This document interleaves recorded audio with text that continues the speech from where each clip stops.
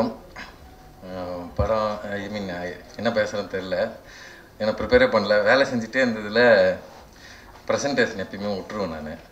எவ்வளோ வேலை செய்வோம், ஆனால் வெளிப்படுத்திக்காமல் எப்பயுமே போயிடுறது தான். இப்பயும் எதுவும் ப்ரிப்பேர்லாம் பண்ணல. இருவரில் மோகன்லால் சார் சொல்கிற மாதிரி அடுக்குமொழியில் பேச தெரியுமா, தெரியாது. துள்ளு தமிழ் தெரியாது, ஆனால் உண்மையை பேச தெரியும், மனசில் பட்டது பேச தெரியுற மாதிரி. ஸோ உண்மையாக பேசுவோம். நமக்கு ஒன்றும் பெருசாக இம்ப்ரெஸ் பண்ணணுன்னு ஆசை இல்லைங்க, பெருசாக பேர் வாங்கணுன்னு ஆசை இல்லை.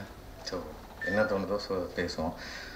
என்னென்னா ஃபஸ்ட்டு வந்து ஐ திங்க் விழாநாயகன் வந்து தலைவன் கோவிந்த் வசந்தா அவர் நம்மளை புகழ்ந்து பேசிட்டார் முன்னாடியே, அதனால் பதிலுக்கு பேசுகிற மாதிரி இல்லை. பட் என்னென்னா ஒரு டைரக்டருக்கும் ஒரு ப்ரொடக்ஷன் கம்பெனிக்கும் ஒரு மியூசிக் டைரக்டர்கிட்ட ஒரு சில குவாலிட்டிஸ் எதிர்பார்ப்பாங்க. அது ரொம்ப ரேர் காம்பினேஷனான குவாலிட்டிஸு. என்னென்னா டேலண்ட்டு, ஈகோ இல்லாமல் இருக்கிறது, கம்ப்ளீட் டெடிக்கேஷனு. இது ரொம்ப ரேர் குவாலிட்டி. மூணுமே ஒரே இடத்துல இருக்கிறது. Kovind has it.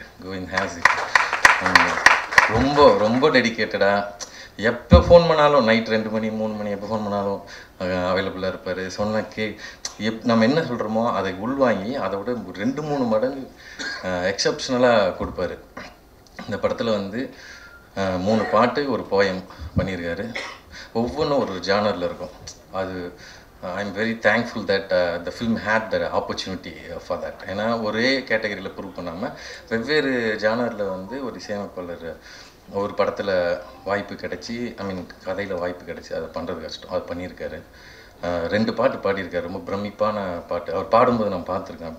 அப்படியே வாயை பிறந்து அப்படியான்னு பார்க்குற மாதிரி இருக்கும். ஹை பிச் அப்படி போகிறான் நாயசமாக. உள்ளேருந்து கேட்கும்போது ஒரு பேத்தோ சாங் ஒன்று இருக்குது, கேட்கும்போது கண் கலங்கும். நான் கூட அவருக்கு ஒரு வாட்டி பாட்டு கேட்கும்போது ஃபோட்டோ அனுப்பிச்சிருக்கேன்.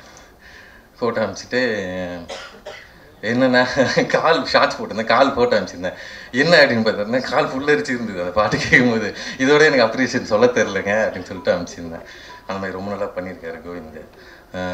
அடுத்து படத்தை பற்றி சொல்லணுன்னா, உரிடி 2 பற்றி சொல்லணுன்னா, ஏன் வந்து சூர்யா சார் இதை ப்ரொடியூஸ் பண்ணணும் அப்படின்ற கேள்வியில் அடங்கியிருக்குன்னு நினைக்கிறேன். இப்போது சூர்யா சார் ஏன் இந்த படம் ப்ரொடியூஸ் பண்ணணும்? பொருளாதார விஷயங்களை எதிர்பார்த்தா கிடையவே கிடையாது. அது எல்லாருக்குமே தெரியும். மக்கள் மேலேயும் சினிமா மேலேயும் ஒரு பேரன்பு கொண்ட ஒரு மனிதர் சூர்யா சார்.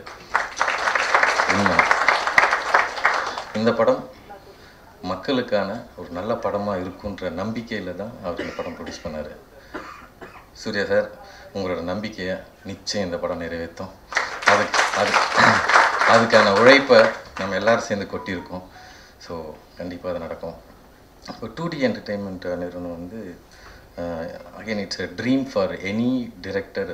ஒரு டைரக்டருக்கும் ஒவ்வொரு நடிகருக்கும் ஒவ்வொரு கலைஞர்களுக்கும் 2D என்டர்டெயின்மெண்ட் நிறுவனம் வந்து ஒரு ட்ரீம் கம்பெனி தான் சொல்லுவேன். நேற்று கூட ராஜா சட்டை சொல்லிட்டு இருந்தேன். எனக்கு ஏவிஎம் நிறுவனம்லாம் நம்ம படம் பண்ணும்போது நம்ம பார்த்துருக்கோம். நம்ம அந்த நிறுவனம் பற்றி பெருசாக தெரியாட்டியும் ஒரு பெரிய ஒரு மரியாதை இருக்கும்.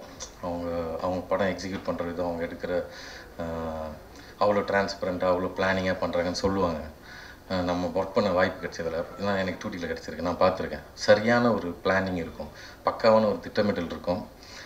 கேட்டு எல்லாமே கிளியர் பண்ணிட்டா அதுக்கு மேலே திரும்ப விஷயங்கள் பேசுகிறதோ ஸ்ட்ரெஸ் கொடுக்குறது எதுவுமே இருக்குது. அவ்வளோ தெளிவாக பிளான் பண்ணி சொன்ன தேதியில் ஆரம்பித்து சொன்ன தேதியில் படம் எக்ஸிக்யூட் பண்ணி ஒரு தொய்வில்லாமல் படத்தை முடிக்கிறது. ஒரு படத்துக்கான process, pre production, shoot, post production, release, audio launch, release வரைக்கும் ஒரு தொய்வில்லாமல் ஒரு படம் எக்ஸிக்யூட் பண்ணுறது வந்து ரொம்ப ரொம்ப ரேர். தமிழ் சினிமாவில் 200 படம் ரிலீஸ் ஆகுதுன்னா எனக்கு தெரிஞ்சு 150 படத்துக்கு மேலே இதில் எல்லாத்துலேயுமே பிரச்சனை இருக்கும். அது எவ்வளோ வலி கொடுக்குன்றது. I'm sorry, I know it.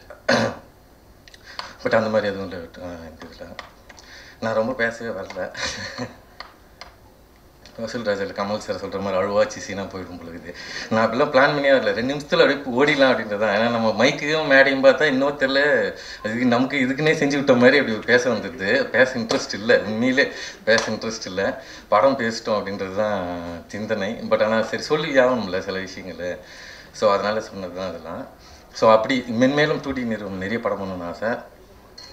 இப்போ படம் முடிஞ்சதுனால நான் இது பேசுகிறேன். இது வரைக்கும் நான் வெளியே சொன்னதில்லை. ராஜா சட்டை கூட நேற்றா சொன்னேன். இது வரைக்கும் சொன்னதில்லை. ஏன்னா தேங்க்யூ பிரதர், தேவைப்படாதுன்னு நினைக்கிறேன்.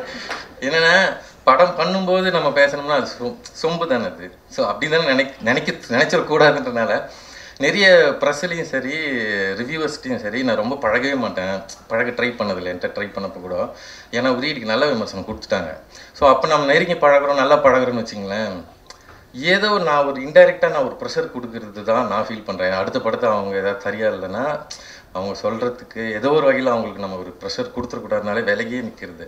இப்போ நம்ம கம்பெனிலே அப்படி தான் விலகி தான் இருந்தது நிறைய விஷயத்தில். பட் இப்போ படம் முடிச்சிட்டோம், ஆல்மோஸ்ட் ரிலீஸ் ரெடியாச்சுன்றதுனால இதை நான் சொல்கிறேன். ராஜா சார் நான் சும்மா பேருக்கு தான் ராஜா சார்னு சொன்னேன் தவிர அவர் எனக்கு அண்ணன் மாதிரி தான் எப்பயுமே ஒரு உணர்வு. அவரெல்லாம் பயங்கரமாக ஒர்க் பண்ணியிருக்காரு. ஓகே, அடுத்து டூடி நிறைய படங்கள் பண்ணோம். நிறைய இயக்குநர்களுக்கு கம்பெனியில் படம் பண்ண வாய்ப்பு கிடைக்கணும். அடுத்து வேறு என்ன சொல்கிறேன்னா ப்ரெஸ்ஸு வந்து இப்போ நம்ம வந்து ஹாஸ்பிட்டல் போகிறோம்னு வச்சுங்களேன். யாரோ நம்ம குடும்பத்தில் யாரையாவது ஒருத்தர் காப்பாற்றிருப்பாங்க, ஒரு டாக்டரு. அவங்களுக்கு வந்து அது வந்து ஒரு அவங்களோட டியூட்டி. டாக்டருக்கு வந்து அது டியூட்டி, அவ்வளோதான். நான் என் வேலையை செஞ்சேன், அவ்வளோதான். ஆனால் அந்த காப்பாற்றப்பட்ட உயிருக்கு வந்து மிகப்பெரிய விஷயம். எவ்வளோ வருஷம்னாலும் மறக்க மாட்டோம். அப்படி தான் எனக்கு ப்ரெஸ்ஸு. உரியடிக்கு வந்து ப்ரெஸ்ஸு பண்ணதெல்லாம் பெரிய விஷயம். எனக்கு ப்ரெஸ்ஸில் யாருமே தெரியாது. உரியடி பண்ணும்போது ப்ரெஸ்ஸில் சினிமாலேயே யாரும் தெரியாது எனக்கு. But that was celebrated by press. Thank you very much. And finally தேங்க்ஸுன்னு வந்து என்ன இதெல்லாம் விரும்பவே இல்லை நான். அதுதான் படம். இதுக்கு தான் நான் ஆக்சுவலாக படம் இனிமேல் கொஞ்ச நாள் டைரக்ட் பண்ண வேணான்னு இருக்கிறேன். ரொம்ப அப்சஸ்டாக போயிட்டுது mind and it disturbs me. So அடுத்தது வந்து டெக்னீஷியன்ஸ்க்கெலாம் தேங்க்ஸ் சொல்லி படத்தை எனதாக்கி கொள்ள எனக்கு விருப்பம் இல்லை. படத்தில் வேலை செஞ்சு ஒவ்வொருத்தனுக்கும் அந்த படம் சொந்தம்.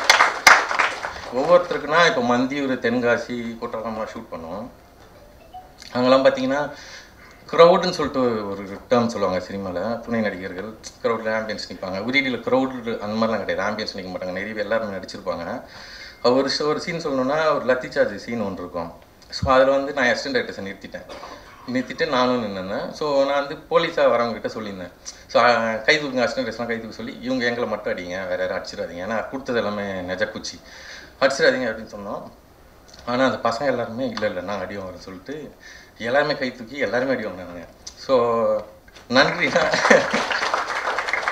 ஸோ எல்லோரும் நன்றி சொல்ல வேண்டியிருக்கு. அதனால் யாருக்கும் நன்றி கிடையாது, நினைச்சு பார்க்குறோம் அவ்வளோதான். So this film belongs to all of you. And yes, ஒவ்வொருத்தரோட உழைப்பும் நியாயம் சேர்க்கப்பட்டிருக்கிறது. That's it. Just like Uriyadi, இந்த படம் உங்களோட நேரத்தையும், இந்த சினிமாவுக்கு நீங்கள் செலவு பண்ணுற நேரத்தையும் பணத்தையும் புத்திசாலித்தனையும் 100% வந்து மதிக்கிற ஒரு படம். நன்றி.